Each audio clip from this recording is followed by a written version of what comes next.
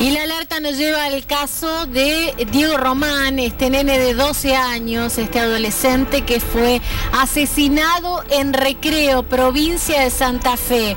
Hoy la información da cuenta que como resultado de la autopsia se sabe que Diego fue torturado antes de quitarle la vida. La verdad es que los detalles que han trascendido de la autopsia son escabrosos, son realmente increíbles. Estamos con Rubén Martín, que es perito y que siempre nos ayuda a tratar de entender por qué suceden estas cosas, ¿no, Rubén? Gracias por estar No, a ustedes por invitarme. Ahora, Rubén, ¿cómo puede haber tanto ensañamiento? Presuntamente le habrían amputado el pene vivo. Digamos, primero entendamos el fenómeno que estamos en presencia. No creo que esto se trate de un homicidio intrafamiliar. No, tampoco. No, descartado. De lleno.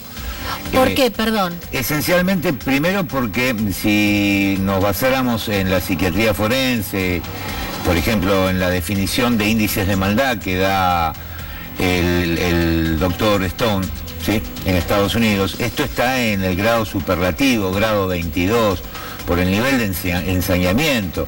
Es un homicidio con amplias características de homicidio serial. Si no atrapan a este sujeto rápidamente, promete ser el primer hecho de un asesino en serie. Tomemos en cuenta que tiene mucho del comportamiento del payaso Pogo, no sé si recuerdan, en Estados Unidos, en la década del 70, se llamaba John Wayne Gacy, y se valía de un disfraz de payaso hacía trucos de magia y los esposaba y los terminaba asesinando. Creo que le habían encontrado cerca de 70 cadáveres enterrados debajo del inmueble donde él vivía. Ahora, el jefe de pericia, si querés, de Santa Fe, dice que para él es muy parecido a un crimen narco mexicano. No coincido. Normalmente los crímenes narco son por demás más estridentes que este. Este es un crimen con muchísimo de ritual sexual. Entendamos que hay un fenómeno de amputación, de sección del pene de la criatura. Aparentemente se está haciendo estudios histológicos todavía, pero aparentemente en vida. A eso le sumamos que hay un grado de flagelación, entendiéndose por flagelación heridas del tipo punzocortante. Fíjate que se llegó a pensar que habían intervenido perros. Esto fue descartado, son todas heridas, dice la autopsia. Son todas heridas lacerantes, es decir, por un lado tenés las heridas, lo que sería un navajazo, no una herida punzante. Lo que es desconcertante es que hay heridas punzocortante 30. Tiene muchas connotaciones, si hacemos memoria de otro caso, ya no en Estados Unidos, sino en Argentina, el caso de las 104 puñaladas, el de Carolina Aló. Fíjate que son crímenes de incumbencia sexual, tanto el crimen de Aló había un vínculo estrecho, pero en esto más bien tiene la semblanza de que, primero que fue uno o más, porque hay distintos tipos de arma blanca involucrada. Segundo, si tuviéramos que definirlo al serial estamos frente a un serial típicamente sudamericano, porque es desorganizado. Si se fijan,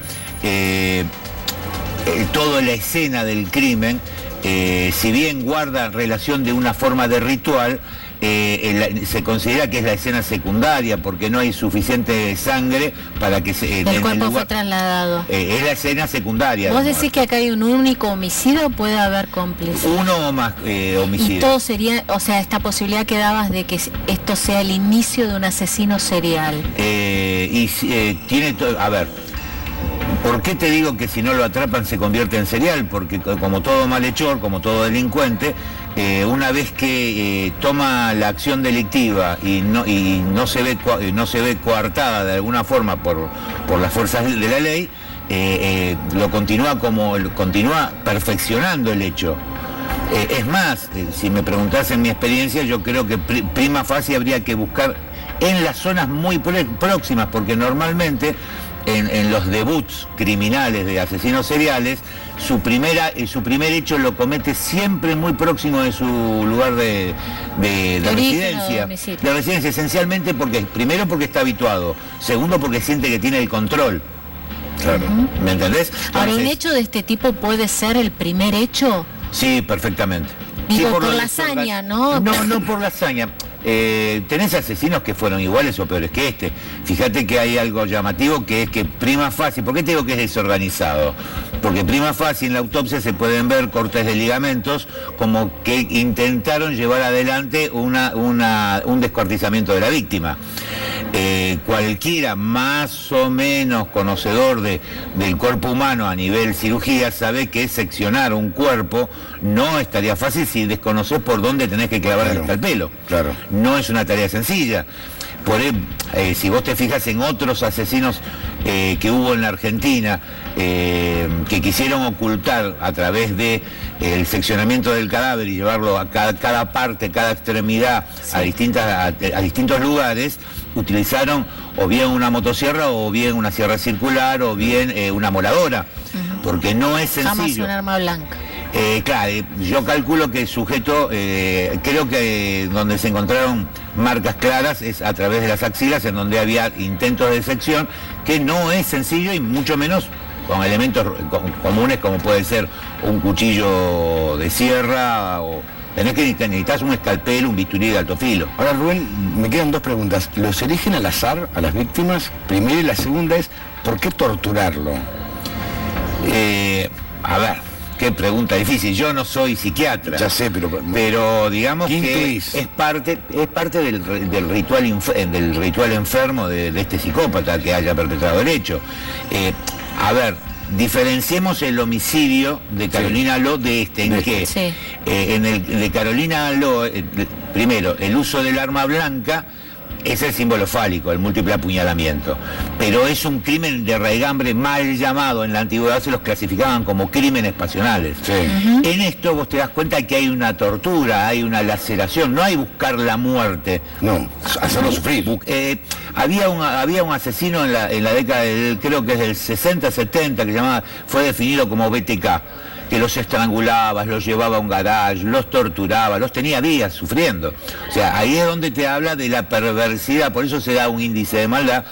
En lo que a conductas criminales se refiere, en Estados Unidos se utiliza en la actualidad para poder pormenorizar y poder determinar a dónde mandás a un sujeto de esto. Claro. Porque, a ver, la opción básica y elemental es suprimirlo. Esto es un sujeto de este nivel de alienación, es imposible que vos puedas pretender, ni siquiera el más humanitario, reincorporarlo. No, olvídate, no tiene retorno. No tiene retorno. ¿Por qué? Porque su satisfacción, piensen simplemente que carece de empatía. Claro.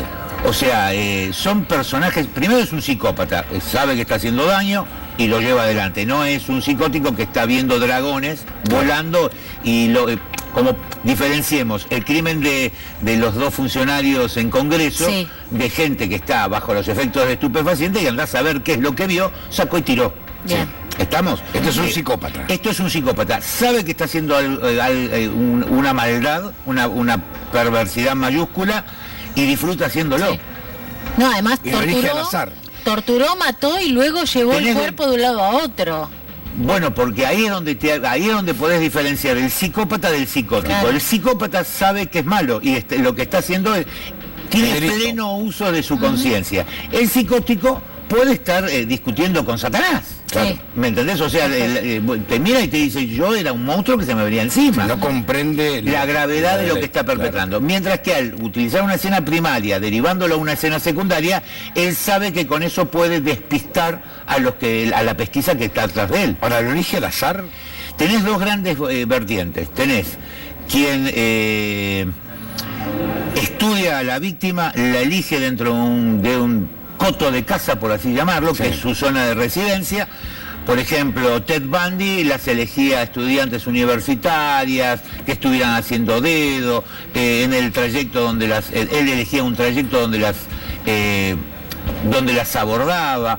El problema es que estos asesinos seriales, como es un psicópata, tienen un manejo del encanto muy particular.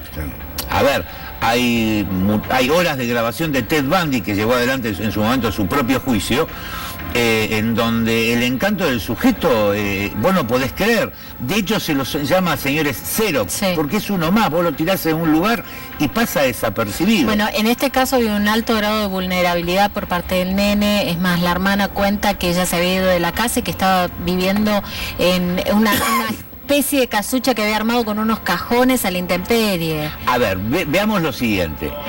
El asesino serial por excelencia es un depredador. El depredador en la naturaleza, ¿qué hace? Elige a la víctima más propensa y más fácil de cazarla. Recordemos la frase de Cayetano Santos Godino, alias el petizo orejudo, que cuando el juez lo increpa y le dice, pero ¿por qué intenta matar en el asilo donde estaba confinado a un lisiado, ahorcándolo, a un paralítico? Y el petizo orejudo lo mira y dice, y cada uno mata al que puede. Sí. Claro. O sea, eligen personas, los asesinos históricos por excelencias de calificación serial, por ejemplo, grupo de riesgos, prostitutas, porque son seres vulnerables que tienen forzosamente, por la actividad que desarrolla, darle ingreso a su existencia, a su vida, a personas que no conocen. Ahora, dentro de esta perversión, ¿hay satisfacción sexual? Sí, siempre. De hecho, por ejemplo, el Cayetano Santos Godino, a quien se le comprueba realmente un solo crimen, el resto siempre se presupusieron. Recordad que cuando estrangula a la criatura, se masturba sobre el cadáver. O sea, siempre este tipo de alienaciones mentales tienen, y más en este que tiene una decidida connotación sexual. Bueno, lo decimos ahora, por el hecho de que le hayan cortado, lo hayan mutilado en vida, ¿no? No se sabe todavía. Aparentemente, según la autopsia. Todavía no. A ver, se presupone que estaba en estado, todavía no había fallecido, estaba perimortal, esencialmente por la forma de sangrado alrededor del corte. Bien. Se tomaron muestras histológicas, el laboratorio te va a decir en función de la muestra que tomaste si estaba vivo o estaba muerto. Pero todo el rito, fíjate que si le hubiesen puesto un par de cositas más a la forma de asesinato, es un rito satánico. Es un rito satánico. Claro. Si hacen memoria, en Corrientes hace un par de años atrás, un chiquito también lo mataron de esa manera. Sí, y nunca nadie lo encontró. Pero no había amputación de pene. Ahora sí. Lo cual te habla de que probablemente quien perpetrara el hecho tiene algún tipo de disfunción. O de represión. No, porque se lo corta a él. Hay alguna forma de disfunción calificadora, no tiene, no tiene, fíjate que elige a un chico y no a una chica, no hay una violación. ¿A qué llamamos disfunción? Una disfunción es la pérdida de la capacidad de erección de parte del sujeto, muy probablemente. Por ejemplo. Ahora, ese chico habrá sufrido horas, y vos pensás que prima facie vos determinás el horario de fallecimiento a ojo de buen cubero a través de temperatura rectal, dado que estaba en intemperie. Supongo que habrán pedido la prueba de humor vítreo, que es la que te da con un poco más de precisión. Prima facie, la ventana de fallecimiento eran entre 12 y 24 horas antes de encontrarlo. Es decir, que te deja una ventana de secuestro, de retención del chico de por lo menos 24 horas. O sea que lo tuvo torturando como mínimo 6 horas. Lo tuvo largo por el tipo de... Vos fíjate que las posteriores, ¿por qué se confunden? Vos cuando ingresa el óbito a sala tanatológica, primero es metódica y sistemática la autopsia. Primero va a radiología para ver si hay impacto de proyectiles, pitos y flautas. Se le toman fotografías de todo el cuerpo y radiografías de todo el cuerpo. La primer determinación cuando entra en el cuerpo es la que había sido mordido por alimañas. No estaba claro por qué, porque hay heridas que las primeras son lacerantes, y sobre las lacerantes, las punzantes, es decir, conforman heridas punzocortantes. Lo corta y lo clava. Claro, primero lo tajea como para torturarlo. Claro, para que sufra. Aparte, tengo entendido que también hay secuelas en muñecas de haber estado atado. O sea, lo ha hecho sufrir, lo ha retenido, lo ha capturado y lo ha retenido, y lo ha tenido como, por eso doy como casi con certeza de que se trata de el nacimiento de un asesino serial si no lo agarran pronto. Porque si esta le sale bien, va a volver a cometer el hecho perfeccionándolo un poco más todavía. Ahora, ¿qué indicios en el cuerpo pueden llevar al asesino?